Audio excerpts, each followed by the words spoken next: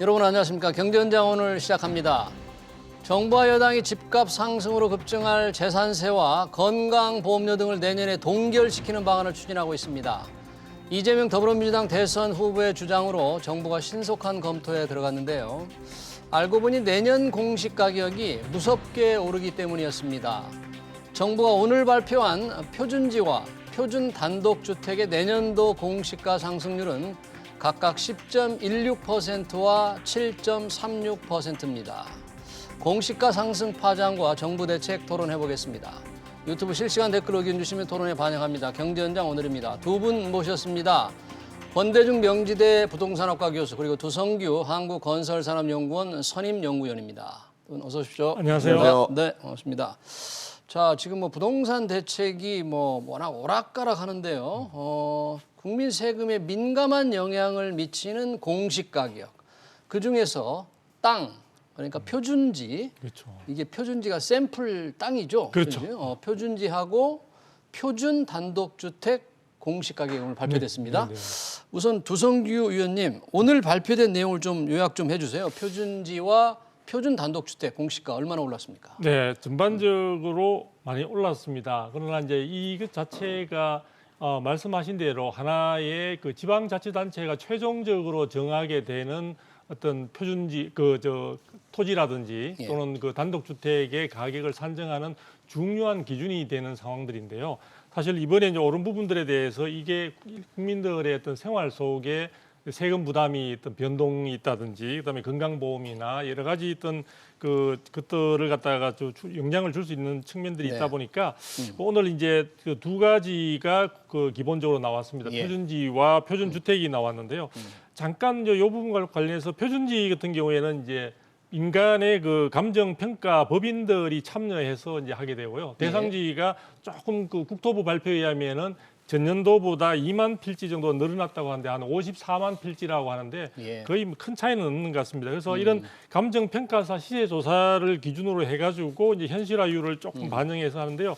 이번에 변동률 자체는 지금 표준지 같은 경우에는 10.16%로 나왔습니다. 10.16. 비교하자면 작년에 10.35였으니까 상승률의 변동률은 거의 유사하다. 조금 감소했다고 볼 수가 있겠죠. 예. 자, 이런가 하면은 지금 표준 단독주택의 경우에는 이제 한국부동산원의 시세 조사를 이제 토대로 해가지고 예.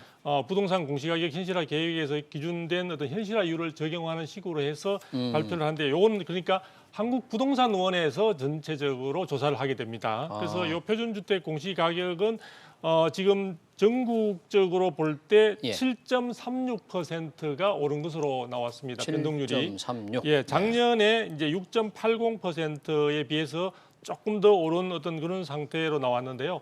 이 부분에 대해서 사실은 단독주택 같은 경우에는 이렇게 표준 단독주택이 발표되고 이게 지자체에서 비준표를 가지고 최종적으로 결정하는 과정에서 네. 사실은 국민들의 재산세 납부의 하나의 굉장히 중요한 근거가 된다고 볼 수 있습니다. 그러다 보니까 이 부분의 변동에 대해서 가뜩이나 지금 최근에 그 2021년도 예. 말에 사실은 종부세로 인해서 지금 마음이 조금 불편하신 분들이 많은 상황이다 보니까 그런 부분들을 감안해서 별로 변동률이 크지 않다라고 이야기를 하고 있습니다. 국토부에서는. 근데 제가 보니까요. 2006년도에 단독주택 경우에 있어서 공시가격을 발표한 이후에 네. 2019년도를 제외하면 이번 발표치가 최고치입니다. 표준 단독주택 예, 그래서 7.36%가. 사실은 이번에 변동률 자체가 국토부가 이야기하는 것처럼 예. 그렇게 예전에 비해서 줄어들었다 이게 아니라 사실은 굉장히 큰 폭으로 앞으로의 시장에 저는 상당히 영향을 줄 것으로 예상을 하고 있습니다. 네, 그러니까 표준지 보니까 작년에 이어 올해에 이어 내년에도 두 자릿수. 표준 단독주택은 올해보다 더 높은 7.36%. 네네. 지역별로도 전체적으로 어떻게 교수님? 사실은 그 표준지 공시가에 대한 개념을 좀 그 시청자분들이 이해해야 될 것 같아요. 예. 전국에는 이제 3,459만 필지가 있습니다. 전국에요? 네, 필지가 합병되거나 분할되기 때문에 정확하진 않아요. 계속 변동됩니다. 그렇죠.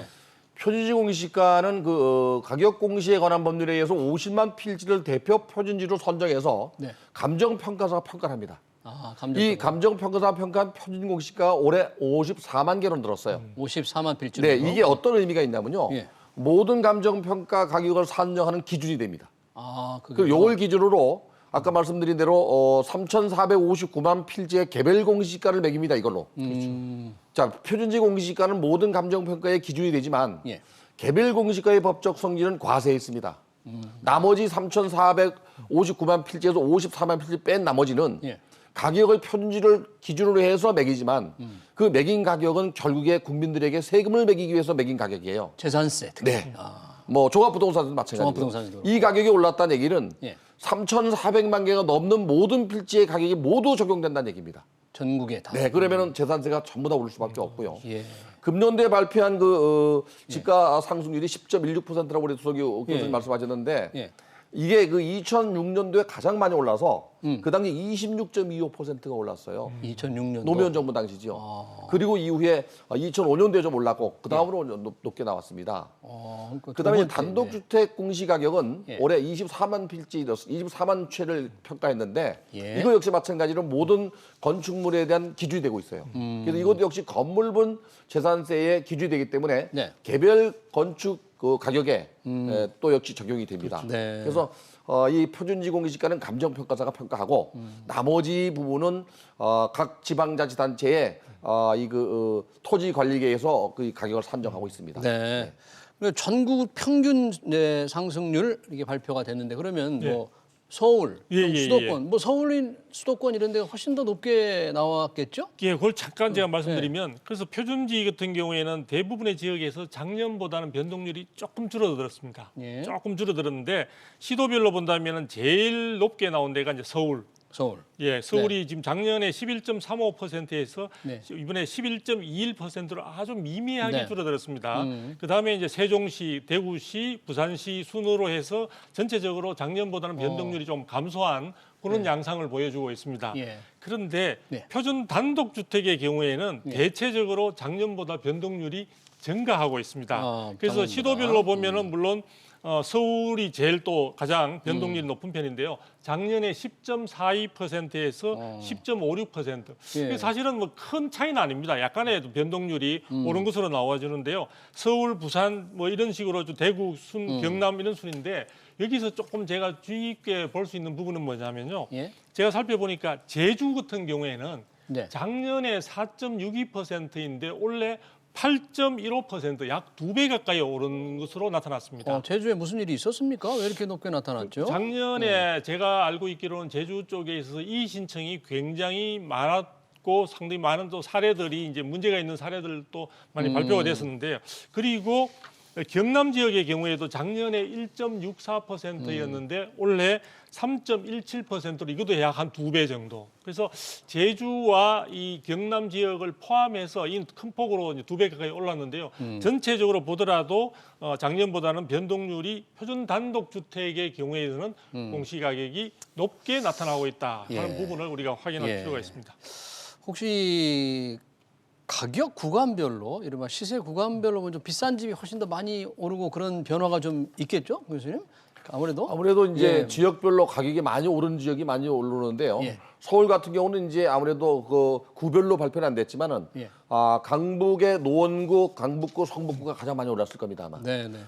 금년도 1월부터 11월까지 한국부동산원에서 발표한 지가 상승을 보면은 50% 이상 올랐어요. 네. 오히려 서초, 강남, 송파의 강남 3구나 4구는 30% 정도, 20% 정도 올랐는데 네. 금년에 가장 많이 오른 지역이 표준지공시가의 상승률이 그냥 반영되거든요. 예. 그러다 보니까 서울도 그동안 가격이 많이 올랐던 지역이 가장 많이 오르지 않겠나. 네. 그렇게 아마 발표가 될 겁니다. 그러면 이게 구별도. 이제 방금 말씀하신 이제 이렇게 공시가가 오르면 우선 세금에 재산세 영향을 미치고 네. 또 지역보험 가입자들의 건강보험료 올라가고 네. 또 복지 수급 대상 기준이 또 달라지고 엄청난 영향을 미치는 거 아니겠습니까? 네. 보유세 같은 경우는 뭐 일가구 일주택자에게도 영향을 미쳐요 이게. 재산세가 많이 나오니까 물론 이제 토지분과 건물분 각각 다 올랐단 말이죠. 그게 또 문제가 되고요. 종합부동산세는 그 고령자의 뭐 납부 유예 말고는 거의 다 오른다고 봐야 됩니다. 또 특히 이제 규제 지역에서 지금 현재 뭐 중개사하고 있기 때문에 금년보다도 훨씬 더 많이 나오지 않겠나. 금년도에 뭐 세금 폭탄 얘기가 나오는데 여기에 지가만 10% 이상 올랐으니까 역시 세율이 누진과세 되어 있잖아요. 10%만 더 나오는 게 아니고 가격이 올라갈수록 점점 세금이 돌아오거든요. 구간이 달라지죠. 구간이 네. 달라집니다. 건물분도 마찬가지입니다. 그래서 이걸 그대로 적용한다 그러면은 아마도 내년에 금년보다 더 강력한 보유세 폭탄이 오지 않겠나. 그래서 정부가 금년도에 적용한 걸 내년에 그냥 적용했다는 얘기가 나옵니다. 네.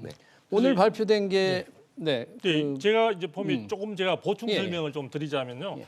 그 정부가 이번에 이게 이제 단독주택 같은 경우에 특히 이제 이게 그 공시가격이 많이 올라감에 따라 이게 이제 세금 부담을 느끼는 그런 민원적 성격이 굉장히 이제 커질 것을 생각을 해가지고 예. 정부가 이제 일정한 그 가격 시세별로 해서 이런 부분들에 대한 어떤 설명을 보충 설명을 하고 있습니다. 무슨 예. 얘기냐면 저가의 경우에 그러니까 지금 정부가 9억 원 네. 미만 표준주택 연동률은 5% 정도 살짝 넘는 수준에 그치고 있다. 그런데 공시가 상승률이 그렇죠. 네. 그다음에 이제 9억에서 15억 원 사이의 주택은 10.34%로 굉장히 많게 하고 네. 15억 원 이상의 경우에는 12%를 넘고 있다. 그러니까 전반적으로 지금 재산세 부과와 관련해서 이게 서민들이 주로 거주하고 있는 소액의 또 저가 주택에 있어서 지나친 부담을 줄여주기 위해서 나름대로는 그 균형성 재고 기간이라고 해서 예. 이런 부분들을 2023년까지 운용하는 것으로 되어 있습니다.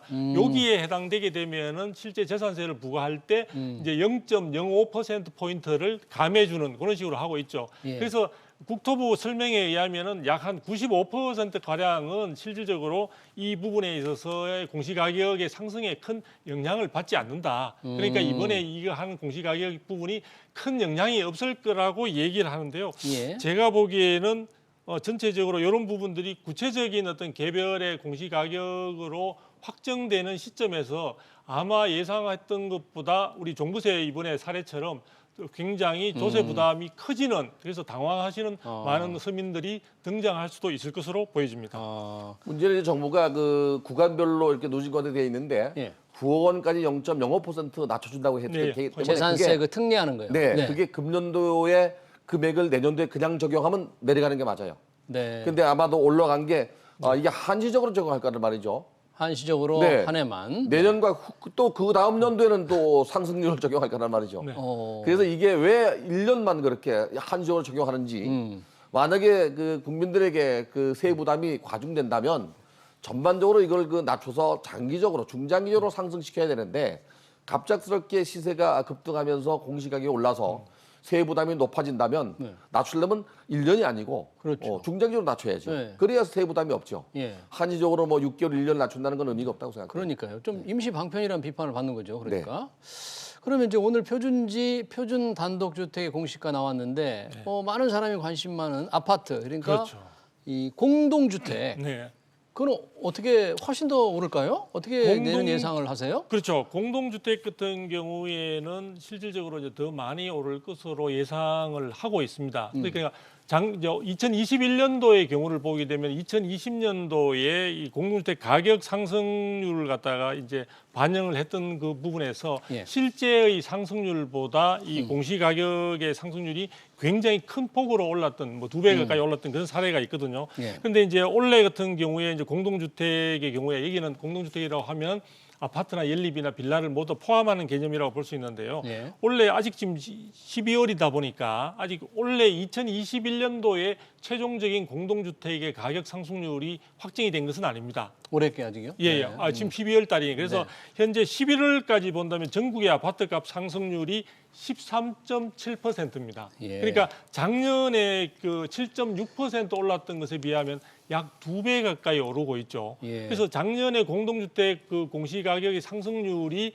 거의 서울 같은 경우에도 뭐 굉장히 큰 폭으로 20% 가까운 그러한 상승률을 보여주고 있는 상황이기 때문에 여기에다가 공동주택 공시가격 현실화율도 올해 70.2%에서 내년에 71.5%로 1.3% 포인트가 오릅니다. 예. 그렇게 된다면은 결론적으로 이야기할 때 2021년도 올해의 공시가격 상승률이 19.5%였습니다. 근데 제가 조금 전에 설명드린 바와 같이 시세나 가격 자체는 지금 거의 2배 가까이 상승률을 보여주고 있는 점을 감안한다면은 예. 적어도 아마 공동주택 그 가격의 상승률은 20% 이상 오를 가능성이 높지 않을까. 내년 공동주택 공시가가 가격 상승률이 20% 이상 오른다. 근데 이제 공동주택 공시가격은 3월에 공시합니다. 내년 3월에요? 네, 그러니까 아직 한 3개월 정도 남았죠. 예. 그래서 감정평가사들이 그 평가하는 게 아니고 예. 한국부동산원에서 조사합니다. 그건 한국 부동산. 예, 토지 평가는 감정평가사가 하는데 예. 공동주택 공시가격은 한국부동산원에서 조사해서 보고를 하게 돼 있는데 예. 이게 아무래도 지금 그 두성규 의원 말씀하신 대로 상승률을 100% 반영은 안 할 거라고 봐요. 네. 왜 그런가면 서울시 같은 경우는 9월부터 상승률이 좀 둔화되기 시작했어요. 네. 그러니까 상승세가 꺾인 건 아니고 상승률이 둔화된 거죠. 그렇죠. 네, 그래서 지난달도 뭐 역시 그 상승을 하고 네. 있었고요. 그래서 상승률이 둔화된다 그러면 적용률이 조금은 떨어지겠지만 연초부터 너무 많이 올랐기 때문에 아마도 공시가격 상승률을 정부가 아무리 낮춰서 발표해도 예. 거의 20% 이상 상승하는 걸로 발표하지 않게 나는 보여져요. 뭐 재밌는 거 보니까 뭐 표준지 제일 비싼 게 늘 내일 비싸던데 네네. 서울 명동에 그 화장품 파는 곳이죠, 네이처 리퍼블릭. 네, 맞습니다. 올해는 좀 떨어졌는데 그쪽에 뭐 공실이 많아서 그렇습니까? 가격이 어떻게 나왔습니까 지금? 제가 뭐 구체적인 그 감정에 대한 기법은 정확하게 네. 제가 잘 모르지만 실제로 지금 그런 부분들, 즉 예를 들어 서울 중심지 같은 경우에 있어서도 최근에 여러 가지 경제 부분이 코로나19 사태 등으로 인해서 사실은 굉장히 전체적인 공실도 많이 공실도 늘어나고 많고 있는 그러니까. 그런 부분들이 어느 정도 반영된 것이 아닌가. 사실은 그동안에 한국부동산원에서 여러 가지 평가를 하는 데 있어서 이게 객관성이 있느냐, 실제 거래 부분에 대한 현실을 제대로 반영하느냐 하는 부분에 대한 논란들이 되게 많았기 때문에 그런 부분들이 아마 대표적인 그런 지역이고 하니까 일부 반영이 된 그런 결과가 이 나올 것입니다. 부분은요, 제가 좀 설명을 드리면은 지난 연도에 3.3제곱미터당 약 한 6억 정도 나왔습니다. 예. 제곱미터당 2억 6백이 나왔으니까요. 예. 이번에 1억 8,900이 나왔어요. 예, 제곱미터당. 네네. 그러면은 한 6억이 좀 넘죠? 6억 한 6억이 좀 넘습니다. 2,370만 원 네. 나오네요. 네. 그런데 이 가격이 어떻게 산출되냐면 예. 거래된 사례가 없잖아요. 그렇죠. 그럼 수익환원법으로 수익률을 가지고 가격으로 나눕니다. 그러니까 수익으로. 수익률을 종합하는 일로 나누면 가격이 되는데 예. 그렇게 한 평가 가격과 거래 사례 비교법으로 내놓은 가격. 토지는 뭔가를 추정하기 어렵기 때문에 그 두 가지 가격을 가지고 추정한 가격인데 네. 건물 같으면 또 조성원가가 있거든요. 예. 그걸로 예, 가격 생각하면 되는데 예. 이 가격은 최근에 명동 상권이 많이 슬럼화됐습니다. 그렇죠. 그래서 권리금이 이제 사라지게 됐고 그게 수익률이 떨어지다 보니까 가격도 역시 8.7% 정도 떨어진 겁니다. 네. 근데 이게 너무 많이 떨어지면 뭐 문제가 될 것 같아서 덜 떨었는지 몰라도 실질적인 시장 가격으로 비교하면 이보다 더 떨어져야 돼요. 그래요? 네, 실제 명동을 제가 한번 나가봤더니 예. 가격 하나 건너 하나가 빈 게 아니고 예. 두 개가 비고 하나가 살아있을 정도로 공실이 반 다. 이상 공실입니다. 예. 단독주택 중에서는 가장 비싼 집이 한남동 이명희 신세계 회장 자택으로 나오네요. 공시가가 뭐 311억 나왔네요. 이건 좀 올랐겠죠? 아무래도 단독주택은. 그렇죠. 지금 여기서 조금 제가 말씀드리고 싶은 것도 지금 물론 이제 한국부동산원이나 혹은 뭐 여러 가지 감정 평가를 하시는 분들이 전반적으로 시장의 흐름이나 이런 부분들을 객관적으로 좀 반영하기 위한 그런 많은 노력을 기울이고 있는 것으로 보여집니다.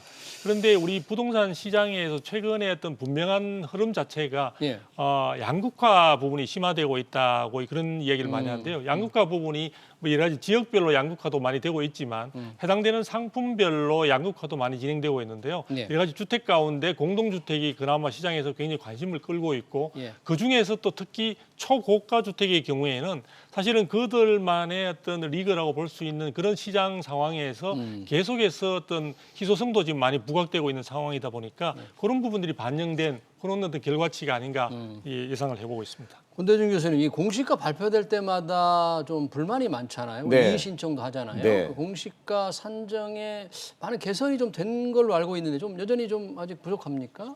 토지를 평가하는 표준지 공시가 이의 신청보다는 예. 공동주택 이의 신청이 더 큽니다. 아파트 공업화 연립. 네. 그 이유는 이제 토지 평가는 감정평가사가 평가를 합니다. 우리나라는 공인평가사 제도입니다. 정부가 평가할 거를 자격자인 감정평가사에 위임해서 평가하는 거거든요. 예. 그래서 감정평가사 평가하는 경우는 큰 차이가 없어요. 그리고 이제 평가는 기법이 현장에 가서 직접 건물을 보고 땅을 보고 토지 모양이나 또는 토지 크기나 또는 고저차 예. 또 주변 지역의 그 개별 요인이나 지역률을 비교하고 거래 사례까지 비교해서 평가하기 때문에 큰 오차가 없어요. 근데 거래가 안 되는 지역은 이제 유추 평가하다 보니까 예. 좀 차이가 날 수 있는데 예. 도심지 평가 같은 경우는 큰 차이가 없는데 공동주택은 만약에 그 평가 발표가 나면 부동산원은 감정평가사가 없어요 거의. 그 사람들이 이제 그냥 조사평가라고 하는데 층별로 위치별로 향별로 동별로 가격이 다 다릅니다. 예. 그런데 대부분 가격을 한두 개 정해서 그냥 일괄적으로 적용하거든요. 그래서 이제 문제가 된 건데 토지 평가의 54만 필지는 큰 뭐 불만 없이 아마 진행되지 않겠나. 표준지는? 단지 예. 이걸 기준으로 3,400만 개의 개별 공시가를 그 적용할 때 비준표라는 표가 있어요. 예. 그 비준표를 기준으로 이제 공무원들이 가격을 매기거든요. 예. 이게 이제 문제가 돼요. 이때 잘못 적용하거나 표준지를 잘못 선정하게 되면 가격이 높게 나올 수 있고 낮게 나올 수 있습니다. 그래서 개별 공시가는 과세의 기준이 되고 그 세금에 직접적 연결이 되기 때문에 개별 공시가를 발표하기 전에 감정평가사가 검수 절차를 밟습니다. 예. 그래서 고시하게 되어 있습니다. 예. 네. 이게 이제 그 공시가가 재산세, 건보료 다 해당이 되기 때문에 아까 권대중 교수님 잠깐 말씀을 하셨지만 정부와 여당이 이제 올해 기준으로 좀 동결시킨다. 예, 예. 근데 그 방법을 할 수 있습니까? 그렇게 동결을 그냥 그대로 올해를 내년에 적용할 수 있습니까? 글쎄요. 제가 볼 때는 새로운 공시가격이 발표가 되고 그에 따라서 각 지자체에서 개별적인 공시가격이 확정되고 나면은 그것을 가지고 해야 될 것으로 보여지는데 예. 실제로 그렇게 했을 경우에 우리가 지금까지 이야기했던 대로 상당히 전년 대비해서 보더라도 굉장히 큰 폭의 상승이 예상이 되고 있는 상황이고 예. 그 부분이 아마 시장에 미치는 영향 자체가 내년에 또 3월에 대선이 있고 예. 6월에도 지방자치단체장 선거가 있는 상황이다 보니까 그런 민심의 향배에 연결시켜서 생각하고 있는 것 같습니다. 그런데 그 부분을 올해의 공시가격을 가지고 한정적으로 내년에만 그렇게 해서 어떤 공시가격, 네. 개별 공시가격을 정하고 그 부분들을 과표로 삼겠다라고 하는 것은 제가 볼 땐 전체적인 이 여러 가지 평가나 또 이 주택 자체의 공시가격 체계에 있어서도 저는 많은 혼란을 야기할 수 있고요. 이 혼란을 야기한다는 것은 국민들의 생활 자체에서 앞으로 미래를 갖다가 충분히 안정적으로 끌고 갈 수 있는 그런 부분들을 굉장히 혼란스럽게 만든다는 측면에서 저는 네. 굉장히 현실적으로 가능한지 여부도 좀 애매하지만 저는 부정적으로 보고 있습니다. 예. 일단 1주택 서민 중산층 뭔가 세금은 동결시키겠다. 그런 방침이 확실히 지금 결정이 된 것 같은데 이것도 최종적으로는 더 협의를 해서 어떤 구체안을 마련해야 되는 거죠. 그냥 그렇죠. 건 아니죠. 특히 이제 재산세와 관련된 건 이제 지방세이기 때문에 지방재정과 연결돼 있어요. 예. 그래서 중앙정부가 결정한다 하더라도 아마도 그 지방자치단체장들하고의 또 협의를 해야 되지 않나 생각이 들고요. 예. 공시가격은 현실화되면서 계속 올라가는데 예. 세율을 묶어 놓는다는 것도 일단 이게 법적으로 가능한 건지 그리고 이제 1년만 이렇게 묶어 놓는 것도 가능한 건지 이런 부분은 아마 좀 검토가 있어야 될 것 같습니다. 네. 그러나 이제 국민들 입장에서 볼 때는 이렇게 공시가격이 계속 올라가면서 특히 1가구 1주택 같은 경우는 자본이득이거든요. 소득이득이 아니고 예. 열심히 일해서 노동의 대가가 아니고 가만히 있어서 가격 오른 것 자기 노력이 아닌데 불구하고 올라서 세금을 더 내는 거는 1가구 1주택은 억울할 수도 있거든요. 예. 그래서 그런 조세 반발 때문에 아마 정부가 이 카드를 꺼낸 거 아닌가 하는 생각이 들어요. 네. 지금 이제 세금 관련해서 워낙에 여러 가지 안들이 많이 나오는데 이런 재산세와를 동결시키는 방법은 어느 정도 당정 간에 의견 일치가 좀 이루어지고 있는 것 같은데 문제는 네. 다주택자 양도세 중과 완화 이재명 더불어민주당 후보가 꺼낸 청와대 정부 반대가 심한데요. 오늘 또 뭐 홍남기 부총리도 반대 얘기를 했고. 네네네. 그런데 오늘 민주당 의총을 아마 3시에 열면 그 얘기를 하겠다는데 네네. 이거는 정부 청와대 반대를 뚫고 넘을 수 있을까요? 그렇죠. 지금 현재 그 부분과 관련해서는 이미 이제 대선 후보 유력한 여당의 대선 후보인 그 이재명 후보 쪽에서 이 다주택자의 양도세 중과 부분과 관련된 정책을 다소 양보할 수 있음을 좀 비추고 있습니다. 그러니까 정부에서 현재 정부에서 있던 이 다주택자의 양도세 중과 부분에 대해서 굉장히 부정적이고 또 그런 이야기들이 많이 나옴에 따라 이것을 갖다가 결코 부담을 지우지는 않겠다. 그렇기 때문에 대선이 끝나고 난 뒤에 이 부분들을 충분히 어떤 그때 가서 재검토하는 쪽으로 그렇게 이야기했다고 한 발 물러섰습니다.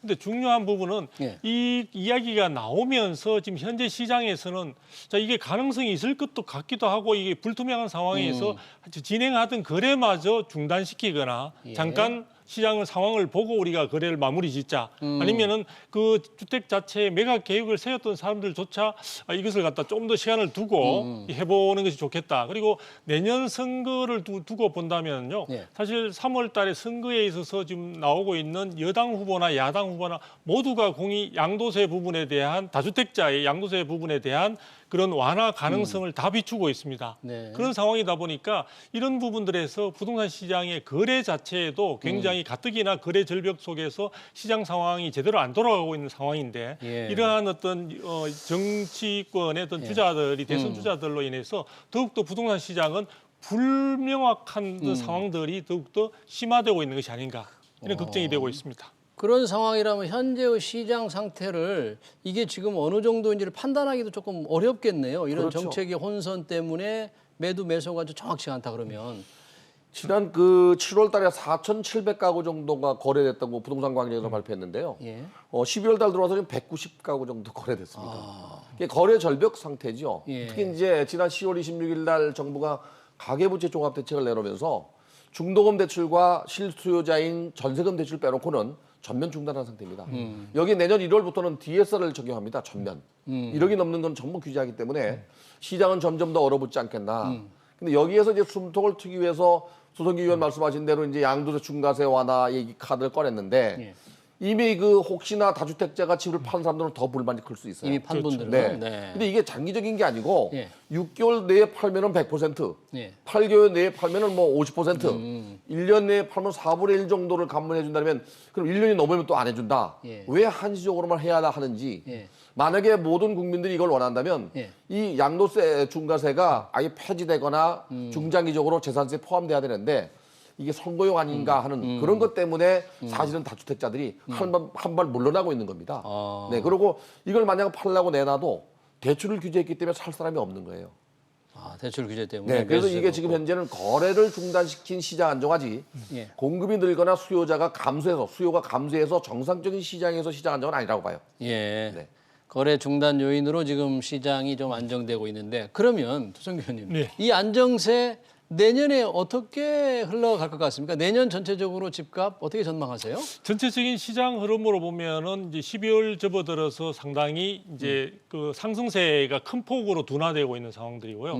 많은 사람들이 이제 관망세 쪽으로 돌아서고 있다는 평가들이 많이 나오고 있습니다. 예. 그러나 내년에 지금 대선 주자들의 어떤 이야기로 보게 되면 대선 주자들이 왜 중요하냐면 다음 정부를 구성하는 가장 네. 유력한 분들이기 때문에 그분들이 전체적으로는 세제 부분에 있어서 문재인 정부 동안에 굉장히 조세 부담이 굉장히 과중했다라는 생각을 하고 있고 그 부분을 갖다 완화시켜주는 이야기들을 이미 공약으로 많이 내던지고 있습니다. 네. 그런 점에서 본다면은 현재 심리적으로 너무 지나치게 실거주 위주의 또 수요자 위주로의 어떤 이 부동산 정책 전반에 있어서 기조가 변할 수도 있지 않을까라는 시장의 기대감도 분명히 있거든요. 네. 그래서 오히려 저는 이런 부분들이 있기 때문에 시장에 대한 그 전망을 저는 낙관적으로 보는데 다만 낙관적이라는 것은 좀 오를 거로 본다 예, 그런 상승 얘기예요? 쪽에 네. 오르는데 왜냐하면 정부가 이야기하고 있는 공급이나 이런 부분들이 현실적으로 지금 제대로 체계적으로 되고 있는가에 대한 의문도 나오고 있기 때문에 이런 부분들에 대한 것들이 이제 낙관적으로 보고 있는데 중요한 것은 예. 지금은 시장 상황에서 수요 공급 문제 이외에 시장 외적인 변수들이 너무나 많이 있고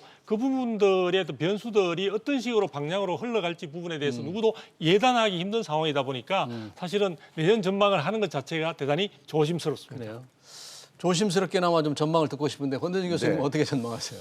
저는 아무래도 지금 같은 상황이 내년 1, 2월까지는 지속될 거라고 보여지고요. 예. 부동산 시장의 변곡점이 아마 대선이 아니겠나는 생각이 들어요. 3월 9일 날 대통령 선거에서 만약에 지금 여당인 이재명 후보가 당선이 되면은 네. 아무래도 규제가 더 강화될 가능성이 높아요.